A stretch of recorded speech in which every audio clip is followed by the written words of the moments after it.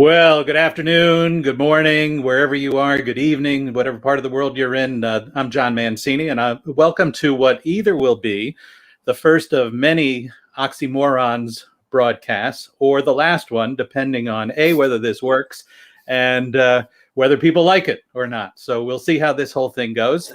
Would encourage you, whether you're on the LinkedIn platform, or whether you are on the YouTube platform, or on the Twitter platform, to post comments. And rumor has it that I will see those comments here coming in on the console, but we'll know that when we get a little more into it. But let me tell you a little bit about what this show is all about. And it goes back to, a lot of the experience that I have in the technology business. And in the technology business, we say often, as kind of a throwaway line, that technology success is 80% people, 15% process, and 5% technology. And that makes us feel good when we say that. But the reality, when I watch webinars and when I watch virtual events and when I watch, how people talk about technology, we act as if the proportions are exactly reversed. So what I'm trying to do with this little show is have people that I enjoy talking to that are interesting and bring them on and chat with them a bit, share that conversation with other folks. But the show's not about multiple layers of technology, stacks on those beautiful diagrams where, they have those arrows that connect the layers of on a slide, and everybody like miraculously wonders how that happens. It's not about, those workflow charts that have a gazillion different, and now we have somebody who said they were waiting for the feed. So we'll see. Somebody else should comment on here and let us know whether this is going live. We'll pause for a moment and wait. It could also be a delay between the broadcasts. It could be a delay, yeah.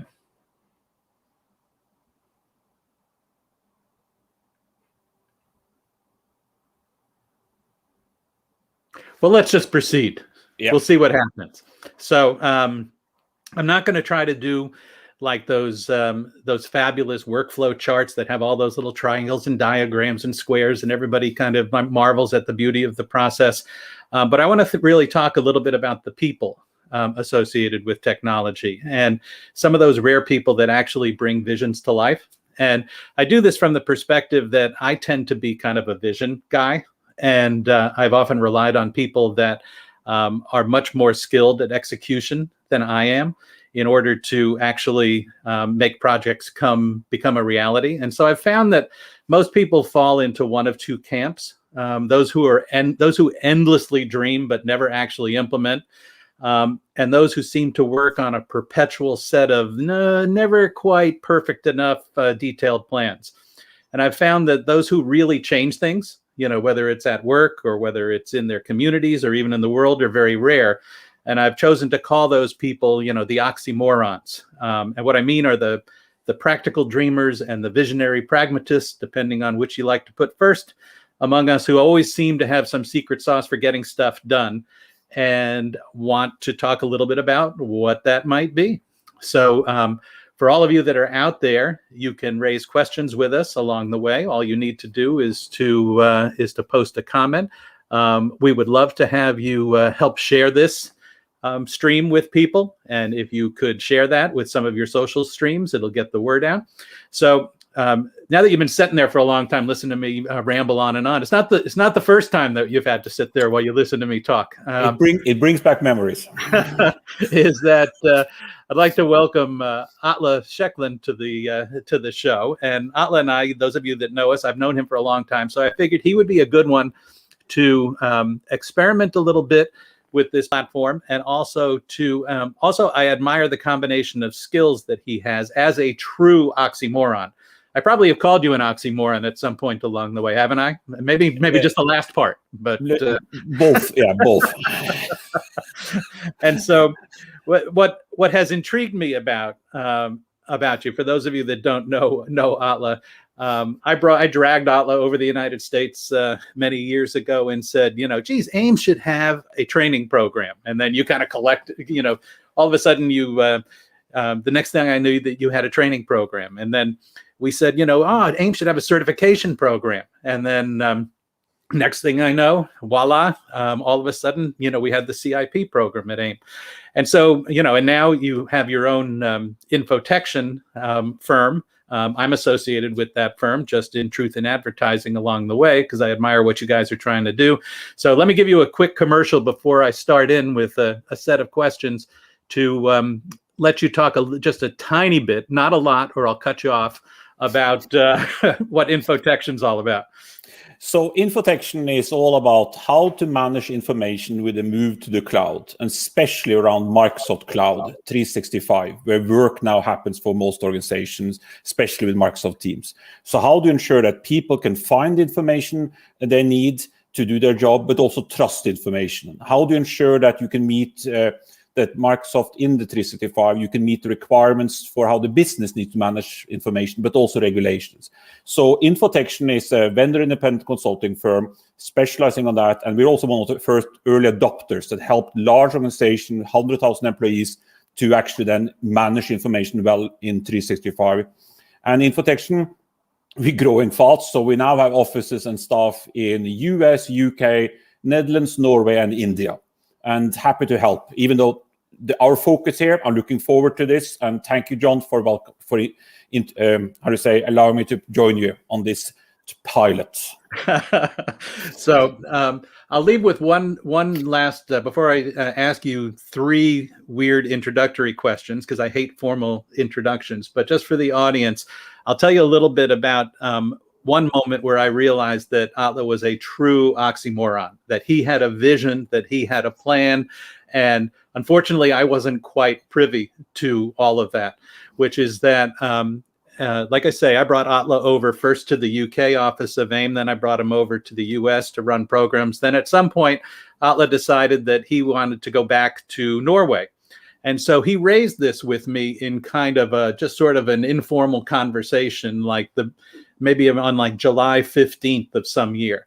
And Atle knows me well enough to know that what I would do in hearing that, being that I'm not as skilled an oxymoron as he is that I would think about it for a while. And I would kind of get used to the idea. I would kind of ponder it a little bit. And so we had another call about 2 weeks later after Atle had said, we're thinking of going back to Norway. And you had rented the apartment, that you had bought a pallet in order to send stuff back. You had booked the passage. You had completely taken that vision and turned it into reality, while I was still wondering about the vision itself. So that's an example, I think, of something that I very much admire, which is the ability to take those ideas, take those plans, and turn it into something very, very quickly. So let me ask you a couple of questions. And if any of the audience wants to chime in the comments with your answers to these questions, then feel free. First, is your favorite TV binge watch during COVID? It's actually it's on the agenda for today with my daughter. We're binge watching season 3 of Formula 1, Drive to Survive. And I'm not the influencer here, it's my daughter. She loves Formula 1. They just released the latest season today, and that's the plan for the rest of the night. Hey, we are never the influencers. Our children are. We know that. That's the way that works. Anybody else that wants to chime in on your favorite COVID TV binge watch, we'll share that a little bit later on. If somebody looks at your playlist on Spotify, what's the thing that would surprise them the most? The one that surprised me, at least myself, that is now and then on the playlist I get Oktoberfest drinking songs. That's a surprise. That's a real shocker. No, it was just the algorithm. The algorithm always knows that. The algorithm. No, it's actually also downloaded stuff, because I downloaded for a party many years ago. I thought I deleted it all, and it still keep popping up. Okay. Anybody else wants to chime in with their most surprising song? And then the third question, just to introduce you, is your favorite book over the last 12 months. I just reread, I think it might be for the third time, Zone to Win by Jeffrey Moore. Full respect for his work, and especially Zone to Win with the move to the cloud. It's thinking about that from a business and IT perspective. It's just a really nicely well-written book. Great. All right, so let's hop into. I have 6 questions that I want to run by you. I think, and if anybody wants to share this to your network, we would really appreciate that in terms of getting the word out. If you also have a question, please feel free to post it during the course of this, and we'll try to get to some of those. So, question number 1: where do your best ideas come from? How do you maintain that? I really mean it. I think you have a very interesting creative edge, and how do you maintain that? So I guess what I should answer to that question is, like most people say, is just read a lot. But I found that actually talking and listening to really smart people actually brings me even more. If you have opportunity to tap into somebody that has experience, has a lot of knowledge, had lots of leadership position, done a lot of awesome stuff, and just listening. It might be inside industry, outside industry, but basically just getting to know and listening to them. That's what makes me. That's where a lot of the ideas have come from. And sometimes those ideas, things can come from all over the place. John, you know Thornton really well. And just some of the images he uses in some of his presentation just makes you stop and think. One of my favorite images he's been using is Outskirts of Paris. It's a famous painting by Van Gogh. You remember it? It's a picture of Outskirts of Paris with a lamppost in the middle, quite dominant in the picture, and you have the city in the background. And you look at that to our industry. It's like the city has built infrastructure to allow the city to grow, and you start thinking, okay, what does that mean? What are the lampposts that I need to build and set up to allow my organization to grow? And those type of things, and that's why there's a lot of getting ideas there, but it's also thinking all the time about the big picture. What are the trends that actually we are in that will impact us? And if there are big trends, what that means from a practical implication. So like your earlier statement is that you have to think big, but you focus on the micro level of what does that mean for the user, for us, for opportunities based on the big trends. So you got all these ideas bubbling around in your head, kind of churning up there. And how do you validate what's a great idea? How do you validate which one of? I imagine there's a lot of needles floating around in that haystack of yours, and how do you figure out which one to pluck out? I think the lessons learned has been, first of all, is you can think about it yourself just to a certain extent and play around with ideas, but then you have to talk about it. Can you communicate it? Can you share it? What does other people think of it? So that's why I loved working for you, John, for that many years, is that you would then say, and you would play that back, and you just need to take some time and get that to mature. But it's a way of getting feedback. But of course, then you also have to test it with possible customers. It is the old saying that you first sell new things to existing or friends or existing customers before you go to new. So is that new things, try first with the people you know and see if that works, if the idea sticks. But again, it's basically, I would say, again, discussion and saying what's good, what's bad, how do we improve this? Because if I also can't communicate it well, then it's not going to stick anyway. So if let's assume that you've got some great idea kind of percolating around, and then you're starting to do that socialization. What pisses you off along the way? I think I've changed over the years. In some years ago, what really pissed me off is the people the glass is always half empty. it's like no. But then you started, perhaps the more mature and older you get, you start to realize that they bring value to the discussion, because they bring value to get you to improve your value proposition, better describe the idea and get feedback, and also check, is this really going to work or not? So I think, therefore, the people that are skeptics are actually quite good. It helps you in the process. I still now and then, perhaps what pisses me off in the last few years is more, there are people you meet now and then that sits in their ivory tower, and they don't really see the implications of their policies or the decisions or their actions on users or customers in the process. And sometimes that just makes, sometimes you have to deal with them. Other times you just try to avoid them and solve it other ways. I'll tell you that the one thing that just drives me crazy is, and it would be, you would have, sometimes you'd come up with, not you, I don't mean you, but I would come up with an idea. People would immediately start thinking about the most difficult aspect of that idea. Like the one that was in my mind was like way out on the curve, like in the 1% problem, and all of a sudden we're completely throwing out the idea because we can't solve the 1%, rather than solve the 80%, that's kind of sitting there right in front of you. And I've seen that in some of the consulting that you've done too with folks, where you talk about like a minimally desired implementation in order to prove viability and get things started and get credibility and move forward. And there's so many things in the governance arena that have tried to define the world in perfect terms and never quite get there. It's perhaps there's another model out there. I don't remember that. What is to say? Change is constant, but the speed of change varies.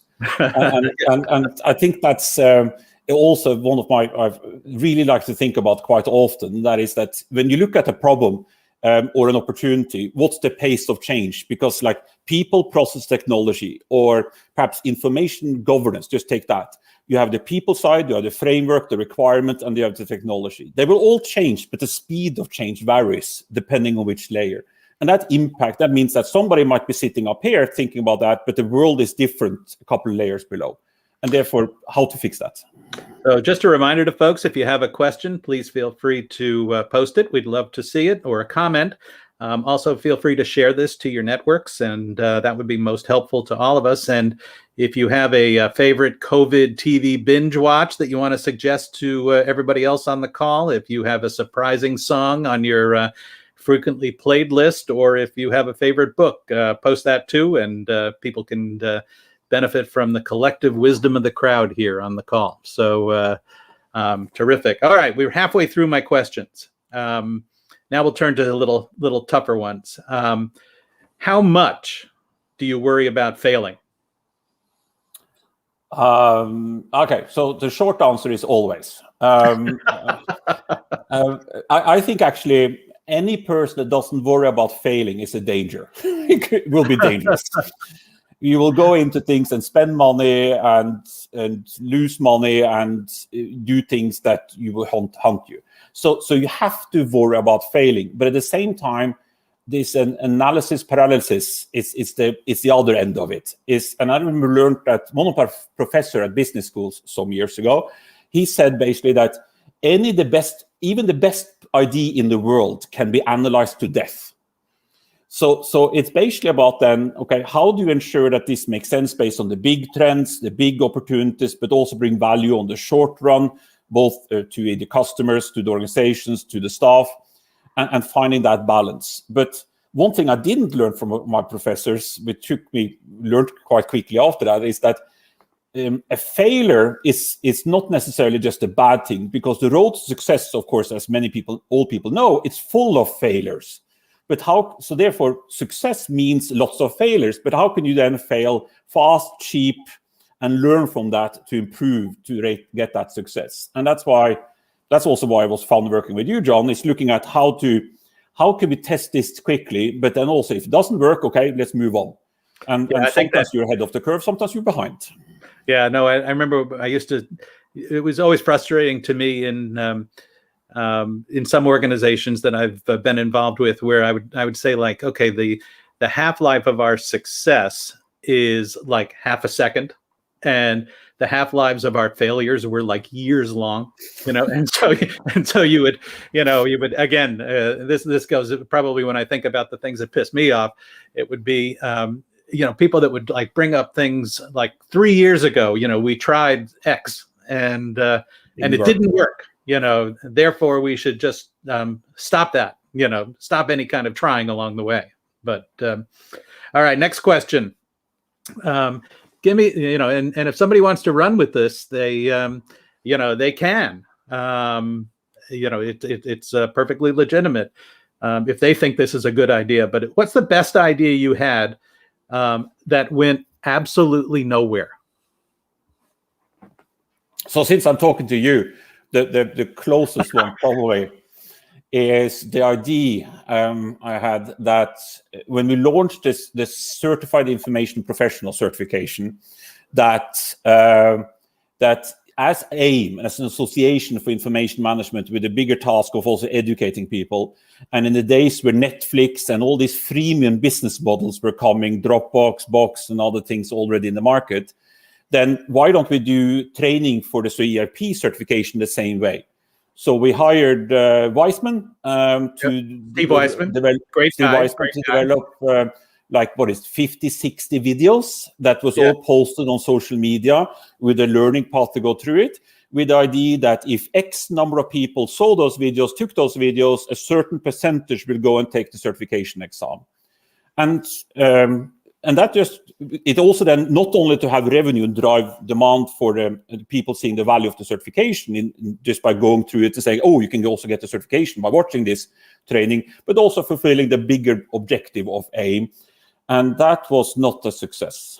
Yeah, I think you talk about an interesting point along the way there is, particularly for an idea that has monetary consequences, that has business consequences, is and this is a challenge that the association business has in Technicolor right now, is trying to figure out where the toll booths are and try to figure out, where is the chargeable event. And so, when you think about something like certification, is the chargeable event taking the certification, or is the chargeable event taking the training? And sometimes you can get lucky and do both. But if you want to get to scale, you probably have to figure out which one you're trying to do. So let me see. Last question. And if anybody, we have some binge watchers that have come in. Chopped has come in from the Food Network. We also had Better Call Saul. Those are both really good questions. I have to say that my wife and I have binged to sort of an unhealthy degree in terms of the number of corpses that we've seen on British detective dramas. And so we have seen about every single British detective drama that is known to mankind. And as a result, and I don't know what it is about British television, but they love corpses. And I mean, they just, they zero in on them. They have the autopsy, they have, all that stuff, as opposed to American television that always focuses on how people wind up being corpses. But anyway, so any other suggestions that people have for binge watchers or TV shows or favorite songs that on their list, go ahead. Let me ask you the last question here. What do you consider to be your secret sauce? Okay. So actually, before answering it, John, several years ago, me and you were discussing, I think you just read a book about Amundsen versus Scott on the Arctic explorers. Mm-hmm. And I think some of their skill sets is that you have a big goal of what you want to achieve. But the goal is far beyond the horizon. So you can't go into every day thinking about that big goal. You have to focus on what's in front of you. And for me, it means that if I shouldn't be allowed, but if I was going to be an Arctic explorer, I would think, when's my next coffee break? and you just focus on doing as good a job as possible for that 1 hour, 90 minutes until that coffee break comes. And then when that coffee break is over, then when it's lunchtime. And that builds up because you watch your direction. You might adjust along the way, but you are going towards that goal. And that means there might be obstacles along the way. You have to go around, sometimes trying to find ways to go over. But it's focused on the goal, but you focus on what comes until the next small milestone. So therefore, your question about what's the secret sauce, I'm not sure if it's a secret sauce or so, but it's this, what are the big goals and big trends, big opportunities? Is this a new S-curve? Is there a big change in the market? Is something happening? And then set a big, hairy, obnoxious goal based on that. But what you do on a daily basis is focused on the micro task and fulfilling them like it's the last task you do. so ensuring that's because that's what that builds. That's how you build reputation. That's how you deliver value to the customer. The customer doesn't care about your big goals there out in the future. They care about that project you're running for them. And therefore, that project you're running for them until the next coffee break is going to be the best thing we ever deliver. And that's why you lean in and focus on that. So that's, I think it's one at least way of answering your question, even though I'm not sure if it's a secret sauce. I think it's just to lean in and focus on what you're doing now, but you know you're going in that direction.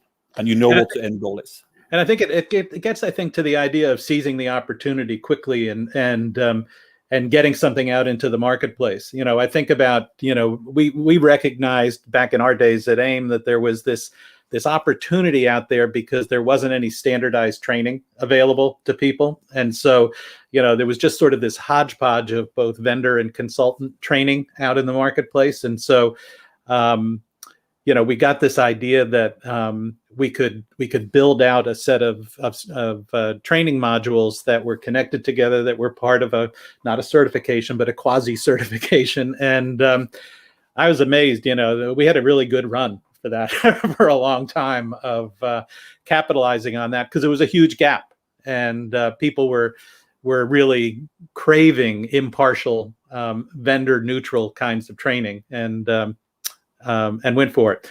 And then, you know, the other thing that made me think when you were talking about, you know, my daughter Erin is a pediatric oncology nurse, and so I kind of look at that and I think, oh my gosh, this must be the, you know, how do you get through a day? How do you deal with this? How do you do this kind of work? You know, all those kinds of questions that a dad would have. And she early on, she told me, she says, I think my job is to take that patient and focus on kind of your next coffee break thing, focus on, you know, the next 6 or 7 hours that I have with them. How can I make that as worthwhile and as good for them as I possibly can? And, you know, obviously I have the long-term health of this patient in my head, but if I get preoccupied with that, I'm never going to do anything, because, you know, there's, you know, so many sad people to deal with in the course of a day. So rather dramatic example, I know, but I think your idea of keep the vision in mind, execute tactically and meaningfully on a day-to-day basis. You know, I've seen that secret sauce in operation in a lot of the things that we've worked on together, and it's been a lot of fun. So, any last parting words that you have for however many people are watching this? And this has been fun. So thank you for inviting me, John. I thought on a Friday afternoon for me, this would be like happy hour and a different type of discussion. But no, it's been good discussion still. Yeah, no. And what I think for the future, if I continue this time frame, now that we know how the platform works, the next time we can do it with drinks, and maybe that would be part of it. So for everybody that's tuned in, thank you very much for your time. We appreciate your engagement and involvement. Let me know what you think about this. Post a comment directly on the stream, or post it directly on LinkedIn, as well as if you had any difficulty accessing it or any challenges along the way. Would like to see that too. So Atle, thanks a bunch. It's really been fun. Have a good week. Thank you for the opportunity. Thank you, everybody out there. Appreciate it. Bye.